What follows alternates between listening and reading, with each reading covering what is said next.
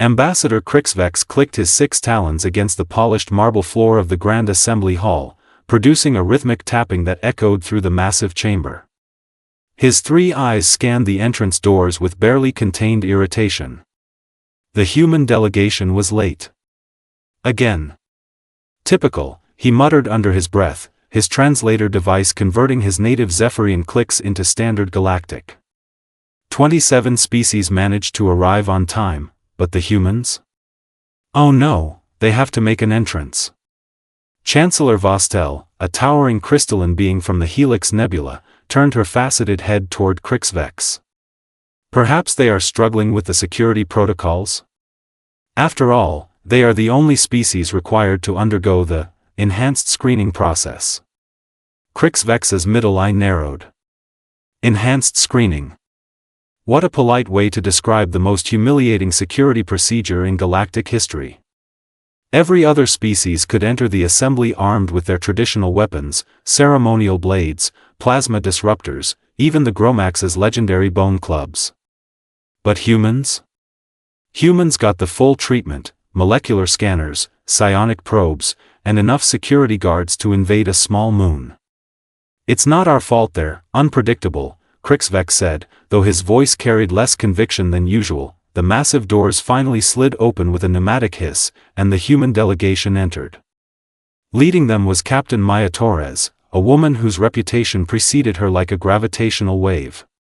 Behind her walked Dr. James Parker, the human xenobiologist who had somehow managed to cure the Andromedan plague using nothing but coffee grounds and sheer stubbornness, but it was the third human that made Crixvex's antennae twitch nervously. Colonel Rex Morrison, retired military, now serving as humanities' cultural liaison. Cultural liaison. Right. As if anyone believed that particular fiction.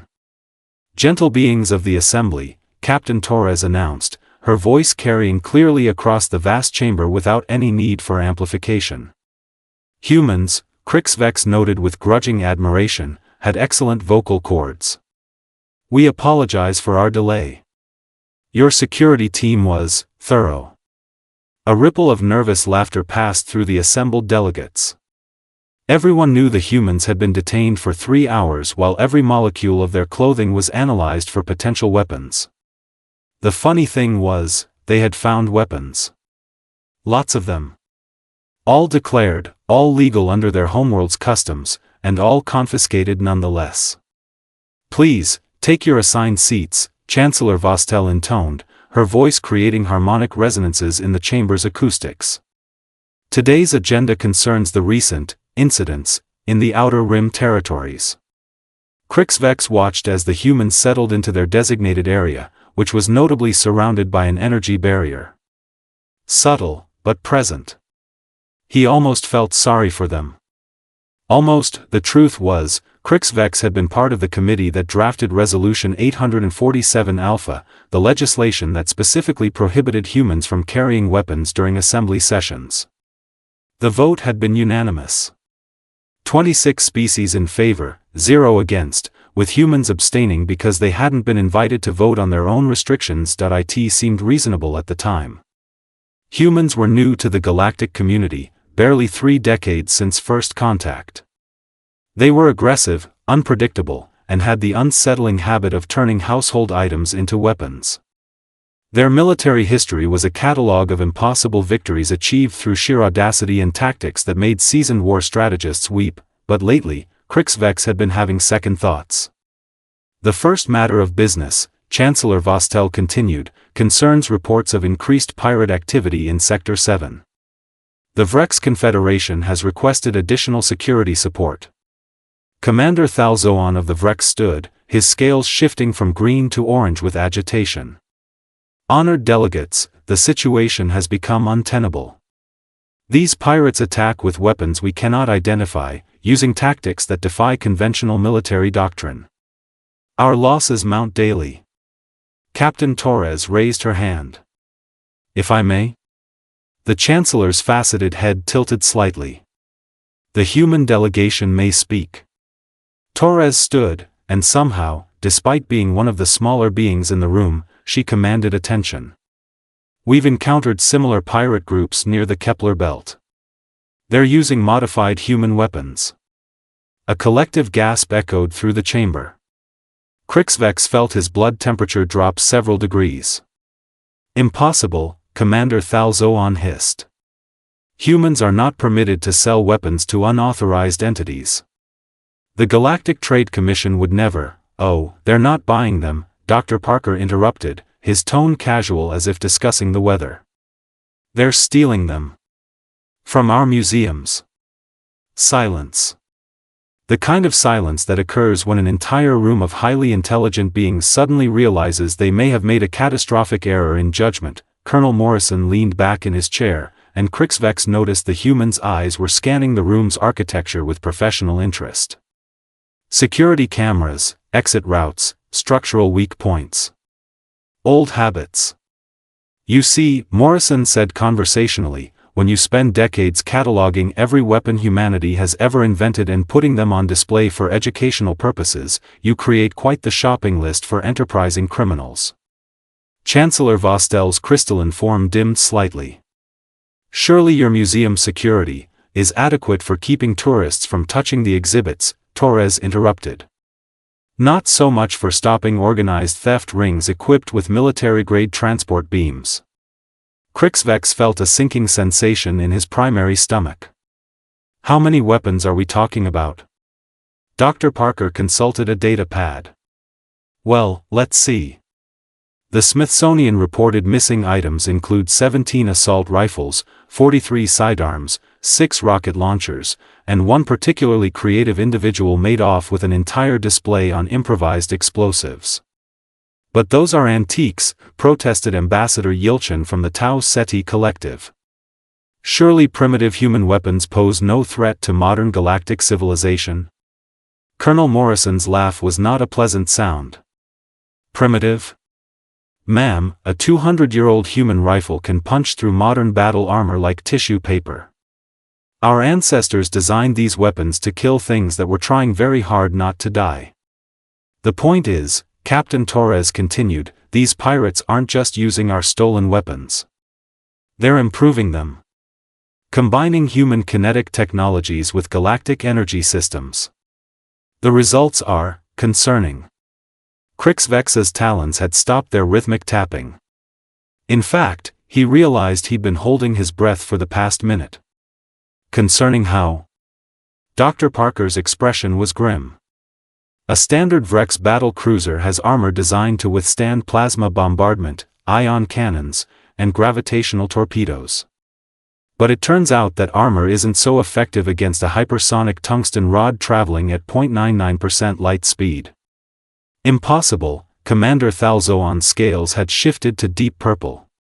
Nothing can accelerate solid matter to such velocities without prohibitive energy costs. Yeah, that's what we thought too. Morrison's smile was sharp as a blade. Turns out, if you're creative with magnetic field manipulation and don't mind sacrificing a few physics textbooks, it's remarkably doable. The chamber erupted in concerned chatter. Multiple species began speaking at once, their various translation devices creating a cacophony of worried voices. Crixvex noticed that through it all, the three humans sat calmly, waiting. Chancellor Vostell restored order with a harmonic tone that resonated through everyone's bones. Are you suggesting that human weapons technology is superior to galactic standard armaments? Not superior, Torres corrected. Different. We approach warfare from a fundamentally different perspective than most galactic species. Which is? Crixvex found himself asking, though he suspected he didn't want to know the answer. Colonel Morrison leaned forward, his eyes gleaming with what could only be described as professional enthusiasm. Most galactic civilizations developed weapons as extensions of their natural abilities. Energy beings create energy weapons. Silicon-based life forms develop crystalline focusing systems. Everyone follows predictable patterns based on their biology and evolution. Humans, Dr. Parker added, developed weapons based on one simple principle: whatever works. We don't care if it's elegant, Torres continued. We don't care if it's sophisticated. We don't care if it makes theoretical sense. If it kills the enemy and keeps us alive, it's good technology. The implications hit Krixvex like a meteor impact. Galactic weapon design followed established principles, scientific theories, elegant mathematical formulas. Human weapon design followed Murphy's Law and spite. So these pirates, Ambassador Yelchin said slowly, are using human pragmatism combined with galactic technology? Worse, Morrison replied. They're using human pragmatism, galactic technology, and criminal desperation. That's a combination that would make Sun Tzu wake up in a cold sweat. Krixvex's three eyes focused on the human delegation with new understanding. They weren't sitting calmly because they were confident. They were sitting calmly because they were waiting for the rest of the assembly to reach the obvious conclusion. You have a solution, he said. It wasn't a question, Captain Torres nodded. We do. But it requires lifting certain restrictions on human participation in galactic security operations. The energy barrier around the human delegation suddenly seemed less like a safety measure and more like a cage. A cage that was keeping the wrong species contained. Chancellor Vostell's harmonic voice carried a note of resignation that resonated through the crystalline structure of her body. What exactly are you proposing, Captain Torres? Simple, Torres replied, her smile carrying all the warmth of a tactical nuclear warhead. You let us carry our weapons to these meetings. And in exchange, we'll teach you how to fight pirates who think like humans.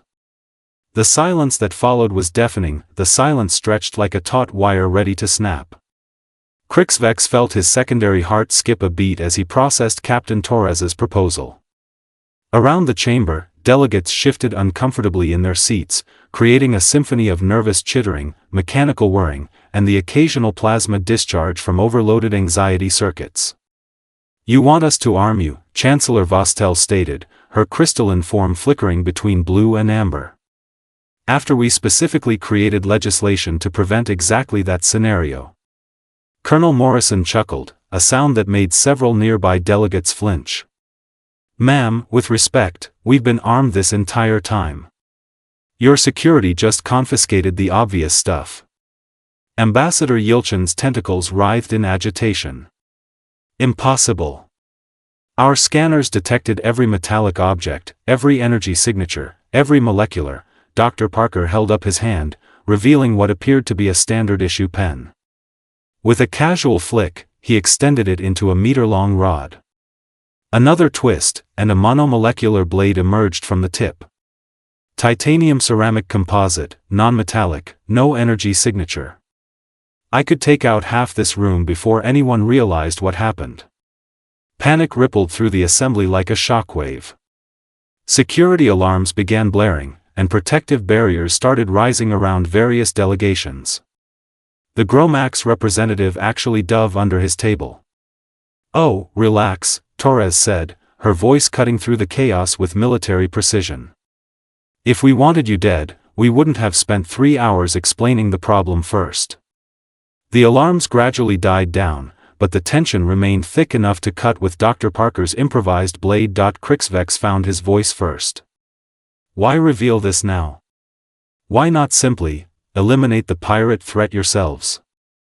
Because, Morrison replied, we learned something from the last time humans tried to solve galactic problems unilaterally. Remember the Centauri incident? Everyone remembered the Centauri incident. It had become required reading in diplomatic schools across the galaxy. A human trade vessel had been attacked by slavers. The Galactic Council had formed a committee to study the problem. 3 days later, a single human destroyer had arrived at the slaver stronghold and, well, there was no longer a slaver stronghold. Or a moon for it to be built on. The point is, Torres continued, we're trying to do this the right way. Work within the system. Follow proper protocols. But the system has to let us work. Chancellor Vostell's harmonic voice carried a note of skepticism. And what guarantee do we have that humans with weapons won't pose a greater threat than the pirates? None whatsoever, Torres replied cheerfully. We're absolutely more dangerous than the pirates. That's rather the point. The honest answer seemed to disturb the assembly more than a lie would have. Several delegates began whispering among themselves in languages their translators couldn't handle. However, Dr. Parker interjected, "Consider the alternative. These pirates are using human weapons technology. Who better to counter that than the people who invented it?" Commander Thalzoan's scales had shifted to a sickly yellow. "What exactly are you proposing as a solution?" Morrison stood up, and despite the energy barrier, his presence filled the chamber. Joint Task Force. Human tactical advisors working with galactic security forces. We provide the expertise, you provide the authority and resources. And the weapons restrictions? Crixvex asked, though he suspected he already knew the answer. Lifted, Torres said simply. Can't advise on weapons use if we're not allowed to touch them. The chamber erupted in debate. The Vrex delegation argued that desperate times called for desperate measures. The Helix representatives insisted that arming humans violated 17 different galactic accords. The Andromedans pointed out that their plague cure had only been possible because humans had been allowed to work without restrictions. Through it all, the three humans sat quietly, waiting with the patience of predators who knew their prey was running out of options. Finally, Chancellor Vostell called for order. The motion before us is clear. Lift weapons restrictions on human delegates in exchange for assistance with the pirate crisis. All in favor? Hands, claws, tentacles, and energy fields rose throughout the chamber. Crixvex found himself voting in favor, though he wasn't entirely sure why. Perhaps it was the memory of the Vrex casualty reports. Perhaps it was the realization that human weapons were already in play, whether the assembly approved or not. Motion carried, the Chancellor announced. 24 in favor, 2 against, 1 abstention. The energy barrier around the human delegation flickered and died. Torres smiled, and somehow that expression was more terrifying than any weapon. Excellent, she said. Now, let's discuss the first phase of our counterattack. Counterattack? Ambassador Yilchin's voice squeaked through his translator. We haven't even located the pirates yet. Colonel Morrison's grin was sharp enough to cut glass. Oh, we know exactly where they are. The assembled delegates stared at him in stunned silence. How? Commander Thalzoan demanded. Because, Dr. Parker said, pulling out what looked like a standard data pad, we've been tracking them since the first museum theft. Did you really think we'd let our weapons disappear without keeping tabs on them? The data pad projected a holographic star map, showing the outer rim territories. Red dots marked pirate activity. Blue dots showed human tracking beacons. Every weapon in our museums is equipped with quantum resonance trackers, Torres explained. Completely undetectable unless you know exactly what to look for. We've been watching these pirates for months, mapping their operations, identifying their leadership structure. Crixvex felt a chill run down his spine. You've been conducting surveillance operations in galactic space without authorization? Defensive reconnaissance, Morrison corrected. Perfectly legal under Section 12 of the Human Galactic Accords. We have the right to track stolen human property. Why didn't you act sooner? Chancellor Vostell asked. Torres's expression became serious. Because we learned our lesson from Centauri. We wait for permission. We follow protocols. We work within the system. Her smile returned, predatory and cold. But now that we have permission, the holographic display shifted, showing detailed schematics of pirate vessels, base locations, and defensive positions. The level of detail was staggering. Phase 1, Morrison announced, involves simultaneous strikes on 17 pirate bases across 6 systems. We hit them fast, hard, and all at once, before they can coordinate a response. Phase 2, Parker continued, involves technological countermeasures. We've developed adaptive armor that can deflect their hybrid weapons. We're also introducing some improvements to galactic security protocols. Phase 3, Torres concluded, involves hunting down the remaining cells and ensuring this never happens again. The assembly sat in stunned silence as the implications sank in. The humans hadn't just been planning a solution. They'd been planning a war. How long? Crixvex asked quietly. How long what? Torres replied. How long have you been ready to execute this plan? Morrison checked his chronometer. About 6 months, 3 weeks, and 4 days. We were just waiting for you to ask. The casual admission sent a shiver through the chamber. The humans had been sitting on a complete tactical solution for months, watching pirates ravage galactic shipping, waiting for permission to act. The operation begins in 72 hours, Torres announced. Human tactical teams will deploy to designated coordinates. Galactic security forces will provide support and coordination. Questions? Ambassador Yelchin raised a trembling tentacle. What if this doesn't work? What if the pirates have countermeasures we haven't considered? Colonel Morrison's laugh was like breaking glass. Ma'am, these pirates are using stolen human weapons against species who've never fought humans before. They think they understand human warfare because they've got our guns. His eyes gleamed with predatory satisfaction. They're about to learn the difference between having human weapons and fighting like humans. Chancellor Vostell's harmonic voice carried a note of finality. Very well. The Assembly authorizes operation. What are you calling it? Torres glanced at her colleagues, then back at the Assembly. Operation Museum Peace. Operation Museum Peace is authorized, the Chancellor announced. May the Void have mercy on us all. As the session adjourned, Crixvex watched the human delegation prepare to leave. They moved with the fluid efficiency of a military unit, despite their diplomatic roles. Torres was already coordinating with galactic security forces. Parker was transmitting technical specifications to various fleets. Morrison was reviewing tactical deployments with the cold precision of a chess master. For 30 years, the Galactic Assembly had kept humans on a leash, convinced that their violent nature made them too dangerous to trust with weapons. Now, faced with enemies who fought like humans, they were unleashing the very force they'd spent decades trying to contain. Crixvex clicked his talons against the marble floor one last time, the sound echoing through the emptying chamber. He had the distinct feeling that the galaxy was about to learn why humans were the only species forbidden from carrying weapons in galactic assemblies, and why, perhaps, that had been a mistake. 72 hours later, the pirate threat was eliminated. Completely. 17 bases destroyed, 43 ships captured or destroyed, and the remaining pirates so thoroughly demoralized that they surrendered without firing a shot. The weapons restrictions on humans were quietly removed from Galactic LAW. No one wanted to admit it, but everyone understood the truth. The galaxy was safer with armed humans on their side than without them. Even if it meant sleeping with one eye open from now on.